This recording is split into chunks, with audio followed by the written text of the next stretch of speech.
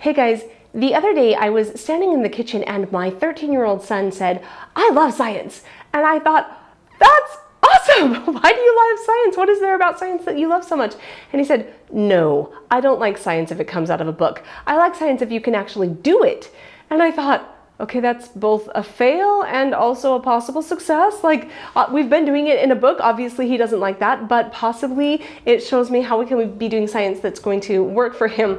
And he said, "Well, I just really like science when you actually do it." And I said, "Oh, okay, so like experiments?" And he said, "No." I thought, we are not communicating. I thought, so what do you mean when you actually do it? And it took him a minute to be able to verbalize it. And he said, "I like it when you can talk to somebody who knows the science, who's an expert in the science, and they can teach you the science. I just want to hear people who know a lot about it and tell me the details of the math and the science involved." What I've ended up doing here is creating a whole new idea of how we're going to be doing science this year, trying to really hit this point where he is enjoying learning. And this is a subject he really likes, so I want to spend some time and some effort on that. And as a result, I put in all this effort and energy, and I'm just gonna put out a video every single month and just say, hey, this is what we're going to be doing this month for science, in case you would be interested in doing that same thing and walking along with us.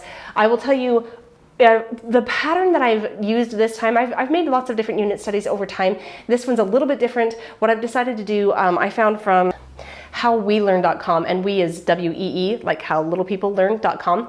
And when she makes her unit studies, she says, I start with either a curiosity question or I start with a video to really engage them. And then she has an activity and she has some other stuff that she does, and they look cool, but I'm not necessarily going to be using her stuff. I just thought that was a really great format to really engage the kids and then work through that. So that's where I got that idea. And she does look like she has a lot of really cool stuff there. As far as what we're going to be covering in the science, I'm using Marlene Peterson's outline for the year, and basically what she has done is she's taken the creation and broken it down into each of the months so that each month covers a part of the period of time that things were being created, the things that were being created in that part. And so that's how this is structured. It may really look a little chaotic, like, are you trying to cover everything? Yes, basically we're covering everything in creation, but we're going to have a nice overview in this area, and hopefully this is going to end up really good. So for the month of September, that means that we are going to be focusing on stars. And I've broken it down into 4 weeks, and we are only going to be covering science once every single week. And so this is it. This is what we're going to be doing for science that week. The first week, we're covering our solar system. And so I'm going to start with a curiosity question. And all of this will be in the description of this video. The curiosity question is, if the world is moving so fast, why can't we feel it? And we're just going to let the kids talk about that and see if they can figure out why we can't actually feel the motion that is happening, not only around the sun, but the sun itself is moving through space. So we're moving kind of like this, and we can't feel any of that motion. And so why not? What is it that's going on that creates that? So that's the first question. The book, and I do apologize for this because I did not make this thinking about a whole bunch of other people. I just made it based on what we've got around our house. You don't have to use these books, but because I own them, I'm using them. So this one is going to be, oh, it's so huge. It's going to be the Usborne Science of Encyclopedia, and we're only going to be using a couple of pages out of this. And it talks a lot about the solar system and just kind of giving them that background. So I don't know if I said this out loud. We're going to be doing a curiosity question, a book, a video, and then an activity.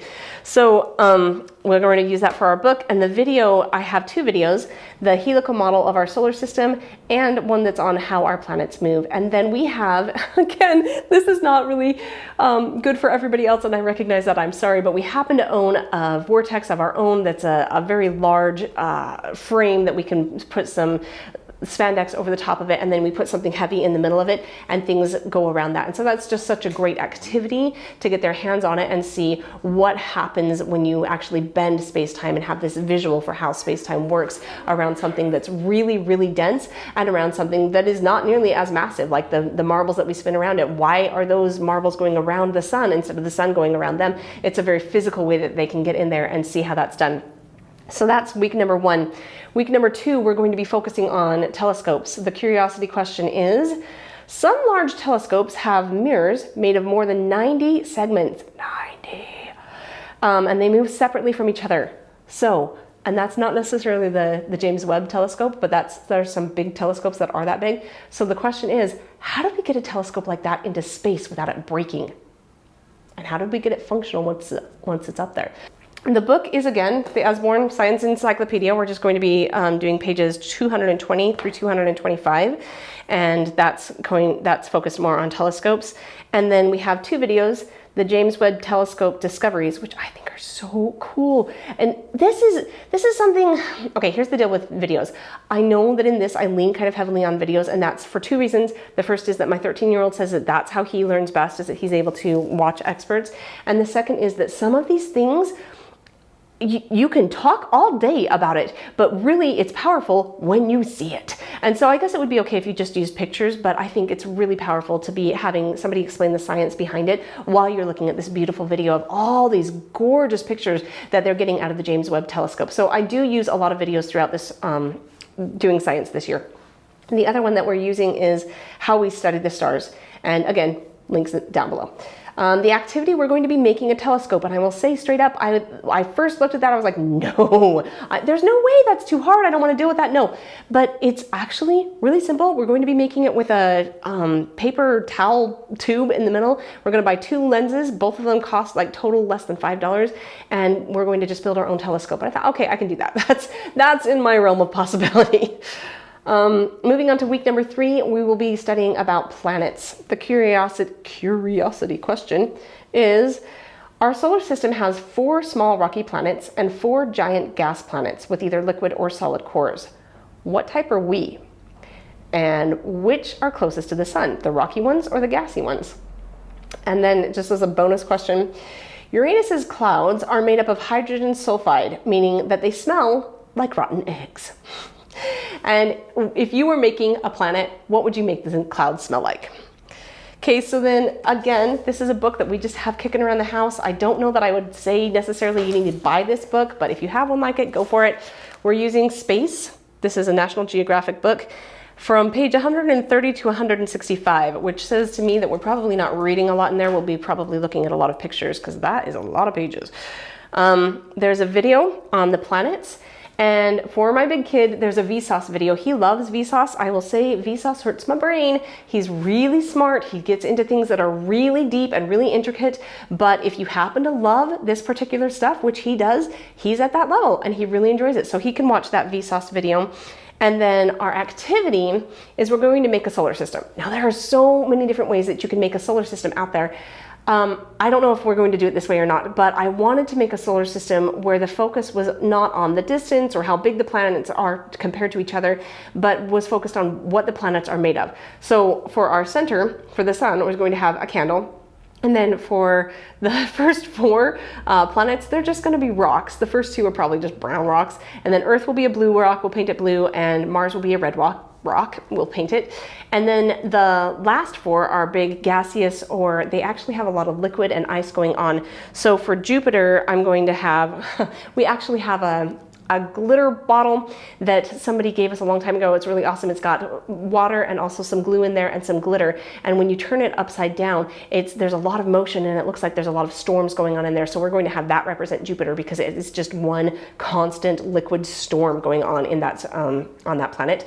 And then the next 3, Saturn, Uranus, and Neptune, are going to be ice cubes or water and ice, just depending on, I gotta go and look it up again and say which ones have water as their state and which one have ice. And then those will just represent those different planets so that we can see the density, and we can also see the temperature, right? We can see that we've got ice going on over here because it's so far away from the sun and these guys are burning up. And so I'm hoping that we can kind of see all of those different things as we put this solar system together.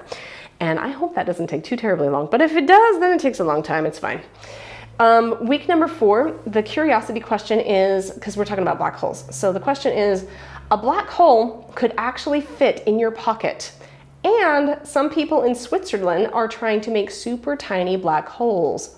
Why are they doing that? This is true. CERN is actually trying to make some very tiny black holes. And I don't love that they're doing that, although I think it's cool, the science cool, but I'm like, you know what black holes do. But anyway, that's what's happening. Then this is the one that I'm doing that I'm really not being very involved in at all.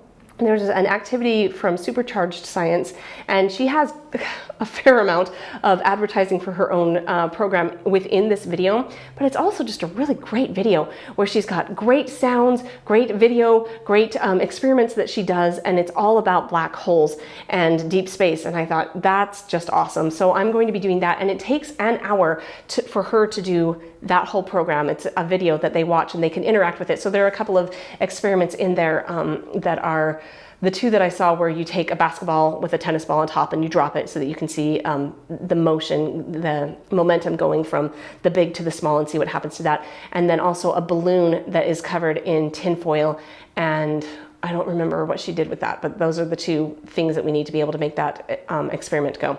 There's one more video. The Secrets of the Universe is another video. It's 22 minutes long. I don't know if the kids are going to be up to watching another video after having watched for an entire hour. We'll just see on that one, but I am going to stick it in the links in the description so that you can choose if you want to do that. It's a good way to have actually a fabulous video on black holes and deep space, and really visualizes it in not only a beautiful way, but a very understandable way. So I really enjoyed that. And that is it for the entire month of September. That is what we're going to be doing for space. I'm hoping my kids love it. I hope you guys have your kids love it. And I also hope that this can just spark ideas, because a lot of times I don't do what other people say, but they say something that makes me think, oh, but I could do something slightly different and have that be just perfect for my family. So I hope that this provides either the spark, or you can just use it as it is. And you are doing amazing things, really, really important things. Being a mom and being a dad really matters, and you're doing a much better job than you think you are. Keep it up. I'll see you in the next one.